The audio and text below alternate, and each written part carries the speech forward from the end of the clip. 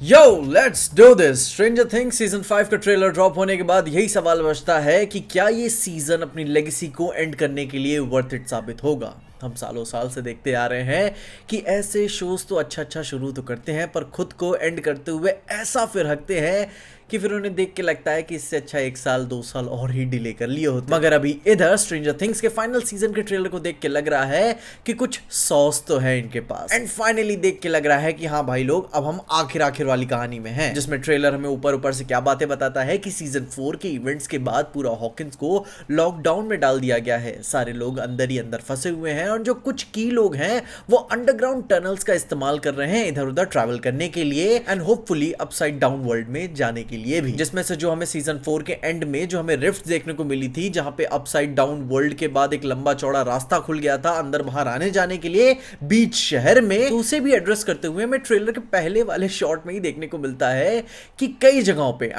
Open वाली जगहों पर उन सारी रिफ्ट्स को सील किया जा चुका है। जहां पे अब इसका क्या मतलब बन के निकलता है कि यह मान के चलो कि हमें सीजन 5 में भी एक टाइम जंप देखने को मिलेगा। एंड हम ये बात जानते ही हैं कि अपना ये फाइनल सीजन 3 टुकड़ों में रिलीज होने वाला है, यानी कि 3 वॉल्यूम्स में। तो उनमें से एक ना एक वॉल्यूम अपने टाइम जंप के लिए भी टाइम लेगा एंड उन्हीं के बीच में हॉकिंस अपनी राहत की सांस भी लेगा, प्रिपेयर भी कर रहा होगा। पर फिर वहीं पे वेक्ना अपने हाइबरनेशन मोड को भी कंप्लीट कर चुका होगा कि अब उसके अपने असली वर्ल्ड को डोमिनेट करने की बारी आ चुकी है, जिसमें भाई अपना फुल सर्कल मूवमेंट करते हुए विल को दोबारा से किडनैप करके उसका यूज करना चाहते हैं।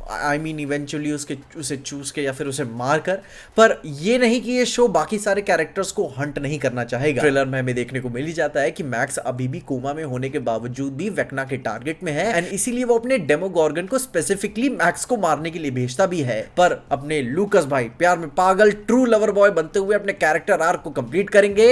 एंड होप करेंगे कि वो मैक्स को बचा ले और खुद को भी बचा ले। बाकी इधर मैं यही बात मान के चल रहा हूं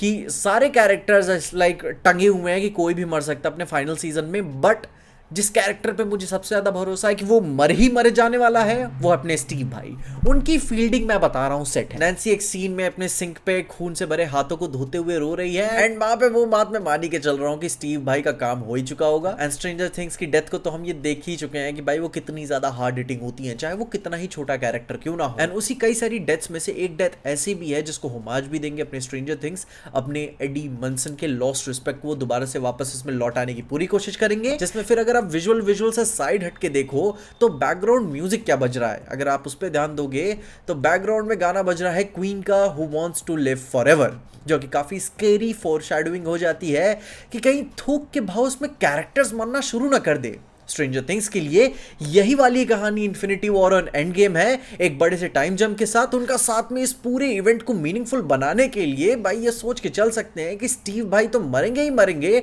बट क्या पता हमारा जब ध्यान स्टीव भाई पे हो, हमें बाकी सारे हर एक फाइट सीक्वेंस में कोई ना कोई कैरेक्टर बस वेक्ना से दबदबाते हुए मरते हुए नजर आ रहा है एंड वो काफी शॉकिंग होगा। इमेजिन करो कि अपना पहला वॉल्यूम रिलीज हुआ और उसमें आधी स्टारकास्ट नेस्तु नाबूद हो गई एंड फिर हर एक वॉल्यूम के रिलीज होते होते पूरा सीजन 5 रेड वेडिंग में ऐसे बदल जाएगा कि जब इवेंचुअली आप आखिर में जीतोगे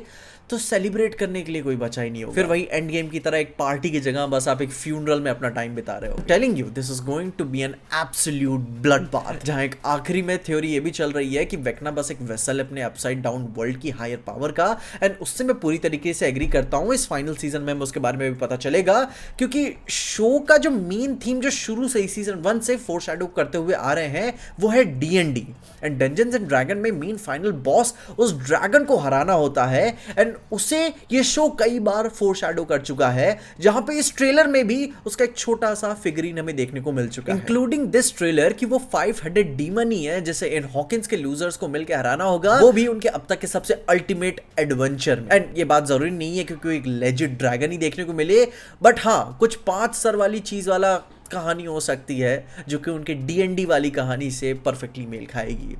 जिसमें फिर साथ ही साथ हमें 11 की पावर्स को भी एक मेजर अपग्रेड्स में हम उसको देख ही पाते हैं, जहाँ पे वो उड़ना भी थोड़ा सीख चुकी है एंड वेक्ना का हमें नया डिजाइन भी देखने को मिलता है, काफी टी बॉडी हो चुकी है उसकी एंड न्यू कैरेक्टर्स से लेकर अपने भयंकर स्टेक्स तक कि भाई अब वेक्ना बाहर आ चुका है एंड इस बार उसे रोकने के लिए कोई भी लायक नहीं नजर आ रहा। आई मीन सब ही मर रहे हैं उसे रोकते हुए। एंड विल भाई एट दिस पॉइंट मैं कहूंगा आप अपनी डेथ को एक्सेप्ट कर लीजिए, ठीक है, आपको सैक्रिफाइस हो ही जाना चाहिए। आपको बचाते हुए कितने सारे लोग मर गए यार। बाकी अभी स्टीव तो बच ही जाए ये तो अच्छी बात होगी, बट मैं मान के नहीं चलता स्टीव तो जाने ही वाला है। वरना बाकी इस अपने एंड गेम लेवल इवेंट में इस शो के साथ मैं आपके साथ पूरे आखिर तक रहूंगा, जहाँ पे पूरी दुनिया 31 दिसंबर को न्यू ईयर की तैयारी कर रही होगी। वहाँ हम और तुम स्ट्रेंजर थिंग्स के ऊपर बात कर रहे होंगे। बाकी आप अपनी ओपिनियन ज़रूर से बताना कि आपको ये स्ट्रेंजर थिंग्स का ट्रेलर देख के कैसा लगा, आपके क्या ओपिनियंस हैं, थ्योरीज हैं, कौन सी डिटेल्स आपने देखी जो मुझसे मिस हो गई, उनके बारे में मुझे कमेंट्स में ज़रूर से बताना। एंड तब तक के लिए देखते रहना पीजे एक्सप्लेन।